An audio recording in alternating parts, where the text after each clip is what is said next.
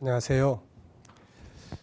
이 시간에는 지난 시간에 이어서 신앙과 사명의 기본 철학에 대해서 계속 말씀을 함께 하도록 하겠습니다. 성경 속에는 하나님의 일꾼들이 많이 소개되고 있습니다. 근데 이 사람들의 사명의 철학은 다 어디에 뒀을까요? 누가 사람이 시켜서가 아니고 또 어떤 환경에 의해서가 아니고 자기들의 기분에 따라서 움직이는 것이 아니고 바로 그들은 살아계신 하나님을 만나고 그 다음에 하나님의 계획을 듣는 데서 출발을 합니다. 그래서 왜 당신은 그 일을 해요? 그럴 때 하나님이 날 만났고 하나님으로부터 이런 계획을 들었다. 그래서 이것을 이루기 위해서 내가 이 일을 한다. 이렇게 말할 수 있게 되는 거죠. 자, 그래서 노아 이야기를 했습니다. 노아가 성공했다고 하는 것은 얼마나 많은 그 눈에 보이는 걸 만들어 놨느냐 이게 아니라 하나님의 계획을 들었고 그것을 전하고 순종하는 데서 성공했다. 아브라함은 또 어떤 면에 성공했다겠습니까? 하나님의 계획을 듣고 그것을 세상에 놔두었고 그 다음에 하나님의 계획을 받아서 세상에 이 땅에다가 남겨두고 그리고 그것을 이어갈 제자 한 사람을 낳아서 길렀다. 여기에 아브라함의 성공이 있는 것이다. 이렇게 말씀드렸습니다. 어떻게 보면은 오늘날 물질 문명에 지배하고 있는 그런 현대적 가치하고는 완전히 다르죠. 지금은 그런 게 무슨 의미가 있어요? 오히려 얼마나 큰 교회를 짓고 얼마나 많은 사람을 모으고 얼마나 많은 일을 했느냐에 따라서 이 사람이 성공한 사람이거나 정말 목회 잘했구나. 또 아니면 저 사람 무능력한 사람이야. 목회 실패자야.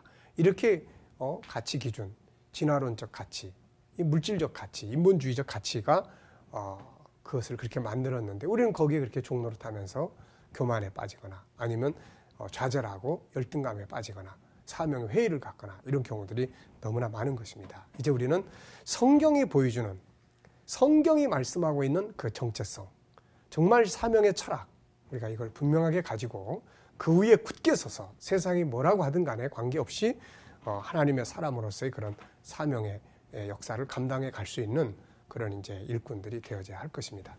자, 이 시간에는 이어서 계속해서 이제 노아, 아브라함 다음의 사람에 대해서 우리가 한번 살펴보죠. 그 사람은 바로 모세입니다. 모세. 자, 모세는 나이가 80이 됐을 때에 사실 부름을 받습니다. 한참 막 잘 나갈 때 나이 40대였을 때 그는 자기 힘으로 이스라엘 백성들을 구원해 보겠다 이런 생각을 가지고 하다가 사람만 죽이게 되고 미디안 광야로 도망을 가게 되잖아요. 거기서 그는 40년 동안 훈련 받으면서 정말 모든 것을 다 어떻게 보면 얻은 게 아니라 잃어버린 사람이 됐습니다. 애굽의 그 당당했던 왕자의 모습도 사라지고 이제는 그저 나이 많이 든 양치기 목동에 불과한 사람이 됐죠.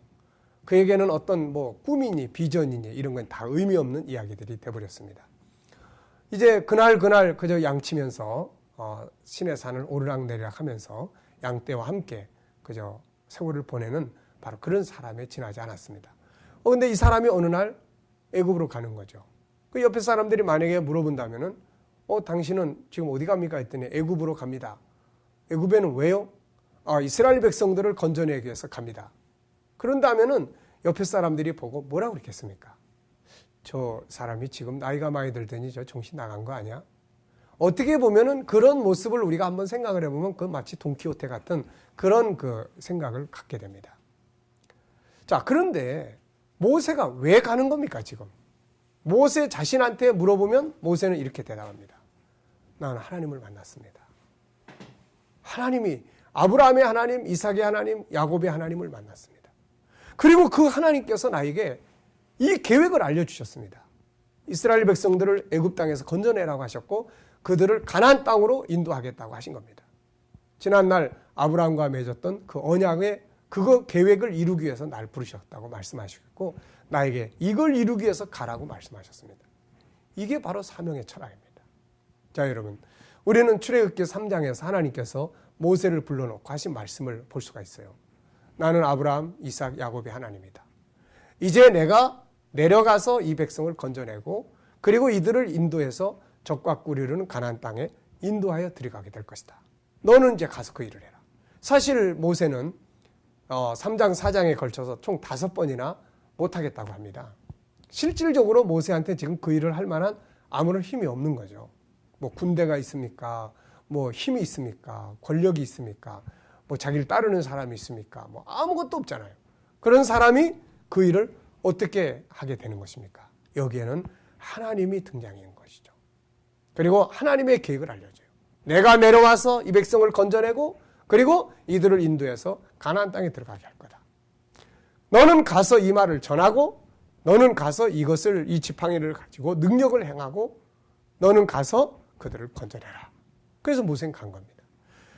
우리가 출애굽기 그 5장을 이렇게 읽다 보면은 모세가 가가지고 그 4장 그 마지막 부분에는 이스라엘 백성들에게 가서 그 이야기를 전해주고 기적을 일으키니까 막 백성들이 다 아멘 할렐루야 하고 막 그러고 하나님을 찬양하게 됩니다. 종로로 타던 거기서 건져내가지고 이 새로운 땅 가나안 땅으로 데리고 들어간다는데 얼마나 감격스러운 이야기겠습니까? 근데 바로한테 가서 그 이야기를 합니다. 이제 출애굽기 5장에 가서 보면은 바로한테 가가지고 하나님께서 내 백성을 내보내라고 한다고 그랬더니 바로가 하는 말이 하나님이 누구냐는 거죠. 하나님이 누구냐? 예? 전혀 엉뚱한 답변이 돌아왔어요. 생각 같으면 하나님의 일이 막 진행되기 때문에 바로가 가서 이야기를 하면 바로가 그러느냐고 그리고 아멘 하고서는 백성들을 내보내야 딱 맞는데 황당한 일이 벌어지지 않습니까? 하나님이 누구냐는 거예요. 예? 그리고 오히려 이것들이 일이 쉬우니까 꾀부린다 그러면서 일을 더 그냥 힘들게 시키지 않습니까?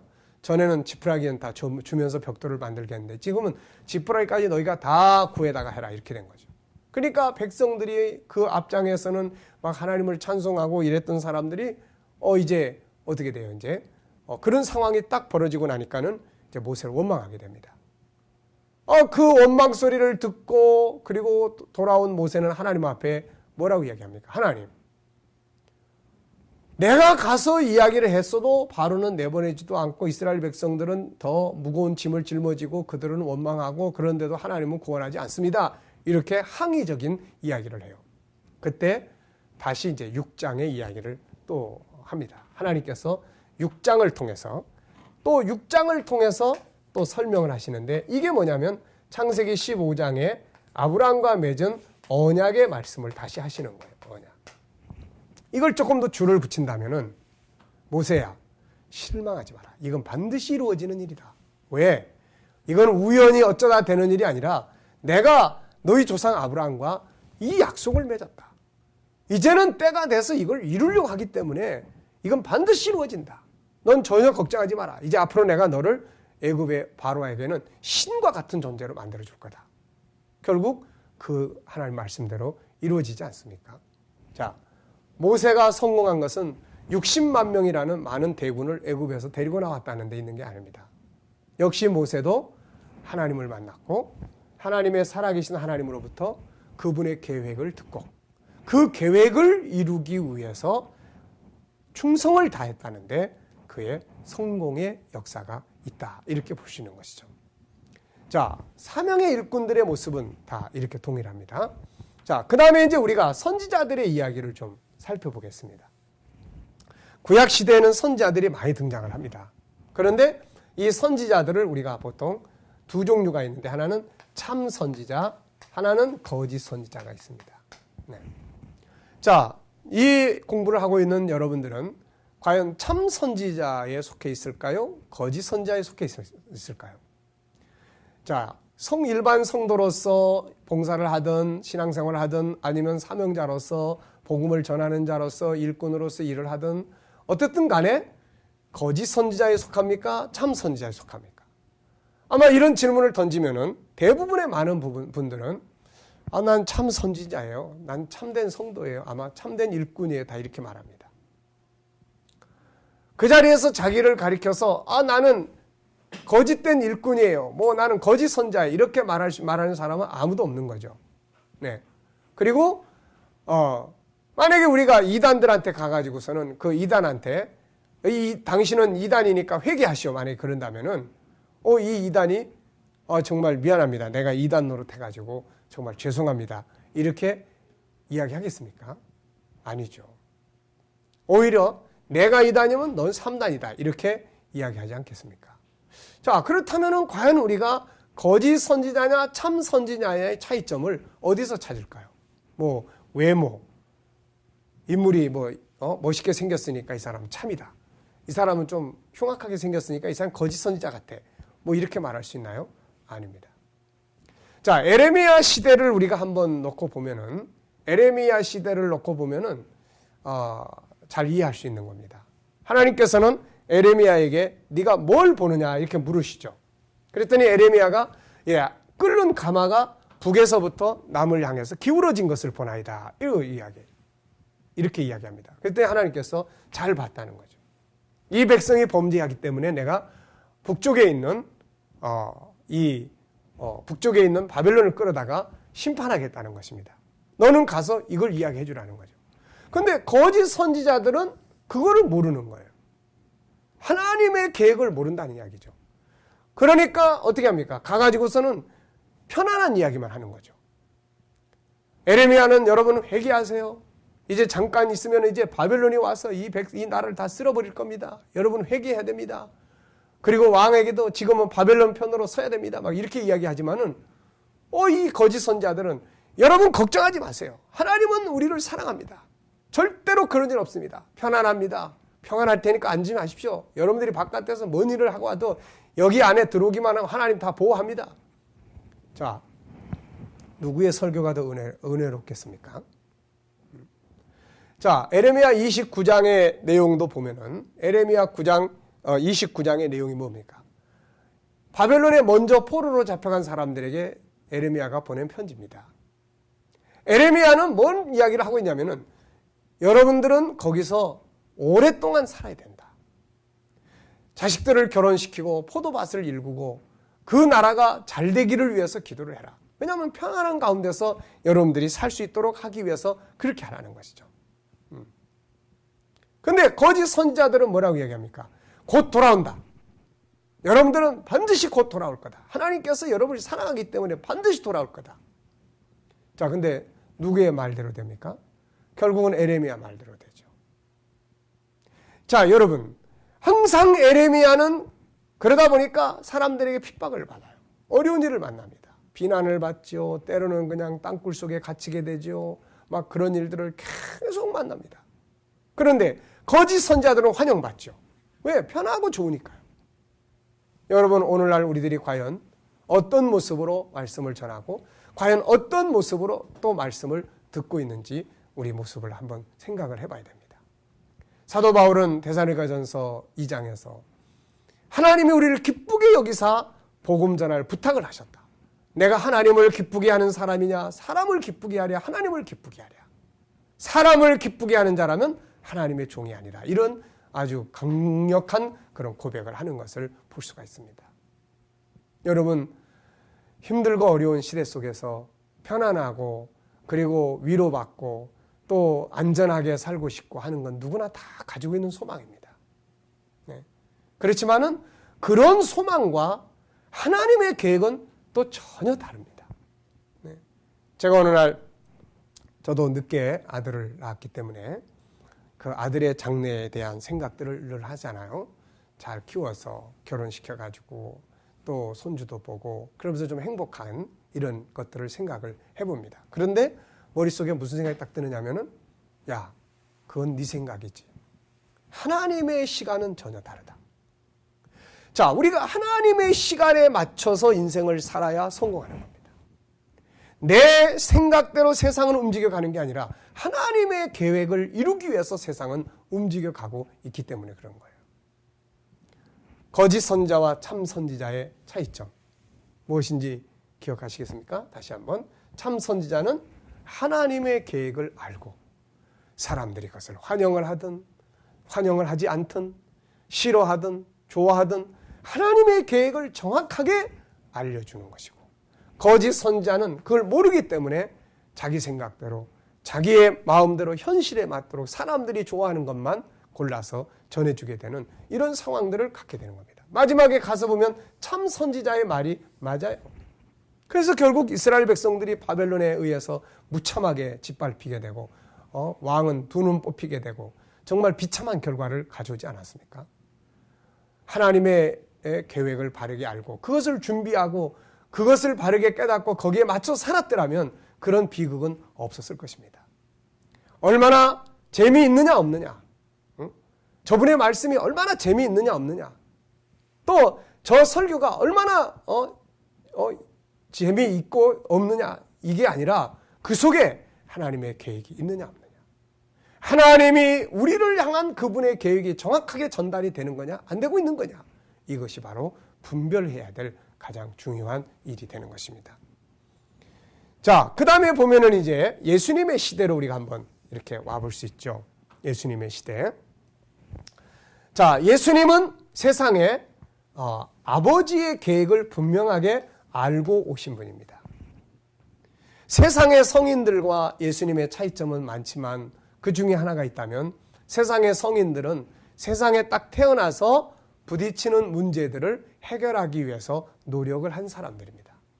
그러나 예수님은 이 땅에 와서 부딪힌 문제들을 해결하려고 하신 분이 아니라 처음부터 세상에 오신 목적이 분명한 목적을 가지고 오신 분인데 그 목적은 바로 하나님의 계획을 이루기 위한 것이라는 거죠. 우리 성경 한 곳을 보도록 하겠습니다. 바로 요한복음 6장입니다. 요한복음은 예수님께서 일하시는 모든 내용들의 근거가 어디에 있는지를 우리에게 보여주는데 몇 곳만 한번 찾아보도록 그렇게 하죠.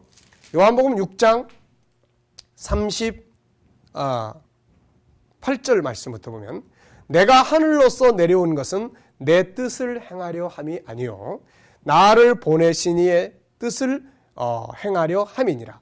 나를 보내신 이의 뜻은 내게 주신 자 중에 내가 하나도 잃어버리지 아니하고 마지막 날에 다시 살리는 이것이니라. 아버지의 뜻을 이루기 위해서 왔다. 그리고 요한복음 12장을 보면은 예수님이 이제 십자가를 앞에 놓고 하신 말씀이 중에 하나인데요. 어쩔 수 없이 돌아가시는 게 아닙니다. 이분은 뭐라고 말씀하고 있습니까? 요한복음 12장에 보시면 자 12장 27절 보면 지금 내 마음이 민망하니 무슨 말을 하리요? 아버지여 나를 구원하여 이때를 면하게 하여 주옵소서. 그러나 내가 이를 위하여 이것을 위하여 이때에 왔나이다. 하나님의 계획을 정확하게 알고 계셨던 거죠. 자신이 세상에 와서 해야 될 역할이 뭔지를 알고 오셨던 것입니다. 그래서 그가 마지막에 십자가 위에서 고백한 것이 무엇입니까? 그것은 다 이루었다는 거죠. 다 이루었다. 뭘 이루었다는 것입니까? 여기엔 여러 가지 의미가 있지만 하나님의 계획을 다 이루었다는 거죠. 자기 할 일을 다 이루었다는 겁니다. 구약 성경의 예언을 다 이루었다는 것이고 인류 구원의 역사를 다 이루었다는 것입니다. 하나님의 계획을 알고 그것을 이루기 위해서 이 땅에 오셔서 사람들이 환호를 하든 자기를 배신하고 떠나버리든 관계없이 그분의 하나님의 계획을 이루기 위해서 한 걸음 한 걸음 걸어가셨던 삶, 이게 바로 주님의 삶이에요. 우리는 사람들에게 환호를 받기 위해서 일을 하고 사람들이 환호를 하면 성공했다고 그러고 환호하지 않으면 실패자처럼 생각할 때가 많습니다. 아니에요. 사람들이 환호하고 우리를 떠나고 이런 별 의미가 없는 거예요. 내가 가는 그 길이 과연 하나님의 계획을 이루는 길이냐 아니냐, 이게 중요한 것입니다. 그분은 십자가 위에서 가장 힘들고 어려운 상황 앞에서 그분은 다 이루었다고 말씀을 하신 것입니다. 우리가 바로 그런 자세를 가지고 신앙생활을 하고 사명을 감당해 가야 될 것입니다. 그리고 우리가 그 다음에 이제 제자들의 모습을 한번 살펴보겠습니다. 예수님의 제자들에게는 두 단계의 과정이 있습니다. 하나는 실패한 모습이 있었고 실패한 단계, 하나는 성공한 단계가 있습니다. 네. 실패는 왜 하게 됐느냐? 이들이 예수님을 따르는 목적이 하나님의 계획과 관계없이 자기들의 꿈을 이루기 위해서 예수님을 따라간다는 데 있었습니다. 그들의 꿈이 무엇입니까? 갈릴리 바다에서 나면서부터 고기 잡아가면서 일생을 살던 그들에게 간절한 꿈이 있었다면, 로마의 지배를 받으면서 정말로 고통과 궁핍과 이런 어려운 일들을 겪으면서 살아가는 그들에게 꿈이 있다면 그것은 선지자들이 예언한 대로 메시아가 오는 것이고 그 메시아가 오시면은 바로 다윗의 왕국을 건설할 것이다. 네, 바로 다윗의 왕국을 건설한다. 네, 다윗의 왕국. 세상 나라 건설에 대한 꿈을 가지고 주님을 따라간 거죠. 그분이 막 기적을 일으킬 때마다 이 사람들은 야, 저분의 능력이라면 충분히 우리 꿈을 이룰 수 있겠다. 네? 그리고 그 꿈을 이루기 위해서 이 사람들은 따라갑니다. 그러다 보니까 세상 나라는 계급사회잖아요. 계급사회. 그러다 보니까 자연히 누가 더 높은 자리에 앉게 될 거냐. 그래서 제자들은 이것 때문에 예루살렘에 예수님 뒤따라가면서 다투고 분쟁하고 이랬던 모습들을 우리는 성경에서 볼 수가 있습니다. 마태복음 20장에서도 바로 그 요한과 야고보의 어머니가 제자들에게 예수님에게 와서 내 두 아들을 하나는 이쪽 하나는 우편 좌편에 앉게 해달라고 그랬더니 10명이 듣고 막 흥분하잖아요. 지금 예수님이 예루살렘 올라가시면 예수님은 죽으러 가시는데 제자들은 그걸 전혀 몰라요. 자기들의 꿈대로 예수님이 왕이 되실 것이고 다윗 왕국 건설이 되고 로마는 물러나고 이제는 자기들이 높은 자리에 앉게 되는데 그럼 누가 가장 높은 자리에 앉게 될 거냐. 이런 문제 때문에 다투고 분쟁하게 됐던 겁니다. 그래서 예수님이 그걸 보시면서 얼마나 안타까우셨겠어요. 앞서 가시는 분은 십자가에 죽으러 가시는데 뒤따라오는 제자들은 누가 더 높은 자리에 앉을 것인가를 꿈꾸고 그걸 위해서 따라오고 있단 말입니다. 네. 오늘날 우리도 마찬가지예요, 여러분. 우리도 그분의 계획을 알지 못하고 따라가면은 결국 우리 꿈을 이루기 위해서 갑니다. 사실은 내 꿈이 그 안에서 이루어지지도 않아요. 다윗 왕국이 건설된다고 그래가지고 또 제자들이 뭐 우정승, 좌정승 높은 자리에 앉는다고 그래서 제자들의 꿈이 이루어지는 것입니까? 아니잖아요. 결국 병들게 되고 약육강식 속에서 고통받게 되고 죽게 되고 이런 문제가 해결될 수 없다는 것이죠. 그러다 보니까는 결국 이 사람들은 십자가 앞에서 어떻게 됐어요? 예수를 다 떠나버립니다. 왜? 자기들이 꿈이 깨질 때 예수를 버린 거죠. 십자가는 어떻게 보면은 자신들의 인간의 꿈은 깨어지고 하나님의 꿈, 하나님의 계획, 하나님의 뜻이 실현되는 것이 그게 바로 십자가 사건입니다. 근데 제자들은 바로 그 십자가 앞에서 어떻게 했어요? 자기들의 꿈이 다 깨져버리니까 다 떠나버린 거죠. 예수님은 반대로 그 십자가 위에서 다 이루었다 선포를 하시게 된 것입니다. 여러분, 그러다가 나중에 제자들이 성령 받게 되잖아요. 성령 임재하신 다음에 제자들은 눈이 열리게 됩니다. 그래가지고 예수님이 누군지, 그분이 증거하신 하나님 나라가 어떤 세계인지, 그리고 세상을 향한, 인류를 향한 하나님의 계획이 무엇인지, 성경 66권 속에 들어있는 하나님의 계획이 무엇인지 이것들을 이해하기 시작을 합니다. 그리고 나서 이것을 깨닫고 난 다음에는 자기들의 꿈을 이루기 위해서 따라가는 게 아니라 바로 하나님의 계획을 이루기 위해서 따라가게 돼요. 그리고 마지막에는 다 자신들의 목숨을 바쳐서 순교의 제물이 됩니다. 전에는 모른다고 부인했던 사람들이 이제는 순교의 제물이 돼요. 왜? 하나님의 계획 속에는 그들의 꿈이 실현되는 놀라운 열매가 있기 때문에 그들은 자기 목숨까지 바칠 만한 가치를 거기서 느끼게 됐던 겁니다. 자, 여러분, 우리는 지금까지 성경 66권 속에 들어있는 나타나고 있는 많은 일꾼들의 모습을 봤습니다. 이들의 공통된 점은 하나님의 살아계심을 알고 그분의 계획을 듣고 그것을 이루기 위해서 일생을 살았다는 것입니다. 이것이야말로 가장 위대한 사명의 성공이 아닐 수 없습니다. 얼마나 크냐, 작으냐, 얼마나 많으냐, 적으냐 보다는 하나님의 계획을 알고 그것을 증거하고 그것을 믿고 그것을 위해서 살아가는 삶을 살고 있느냐. 이것이 바로 하나님 앞에 섰을 때 우리의 진정한 성공과 실패의 기준이 된다는 것을 기억하시기 바랍니다. 우리 모두가 다 하나님의 계획을 알고 그걸 위해서 공부하고 그걸 위해서 돈을 벌고 그걸 위해서 일할 수 있는 그러한 하나님의 사람들이 다 되시기를 바랍니다. 감사합니다. 이 시간 공부는 여기서 마치겠습니다. 수고하셨습니다.